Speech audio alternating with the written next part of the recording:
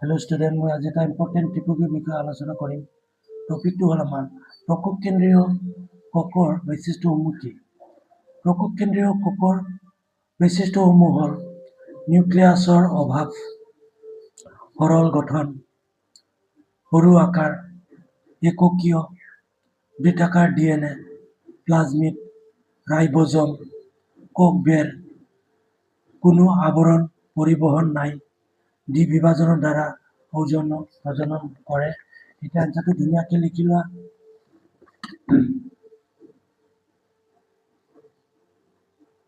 প্ৰকোপ কেন্দ্ৰীয় কোষৰ বৈশিষ্ট্যসমূহ কি? প্ৰকোপ কেন্দ্ৰীয় কোষৰ বৈশিষ্ট্যসমূহ হ'ল নিউক্লিয়াছৰ অভাৱ, যিকোনো পদাৰ্থ আৱৰণ আবদ্ধ নিউক্লিয়াছত আবদ্ধ নহয়। সৰল গঠন, কোনো আৱৰণ আবদ্ধ কোষ অংগাণু বা অন্তঃপ্লাজমীয় জালিকা নাই। সৰু আকাৰ, সাধাৰণতে সংকক কেন্দ্ৰীয় কোষতকৈ হ'ল এককী, বেছিভাগেই এককী জীৱ। বৃত্তাকাৰ DNA, যিকোনো পদাৰ্থ একক বৃত্তাকাৰ DNA ক্ৰম'জম হিচাপে থাকে।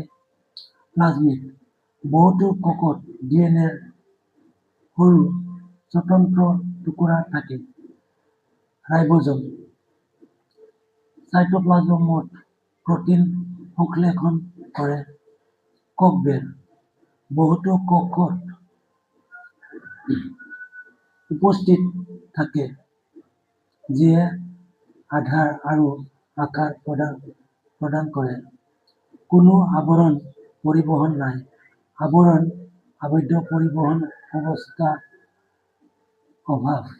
দ্বিবিভাজন, সৰল কোষ বিভাজনৰ দ্বাৰা প্ৰজনন বংশবৃদ্ধি কৰে। এতিয়া আনচাৰটো ধুনীয়াকৈ লিখি লোৱা।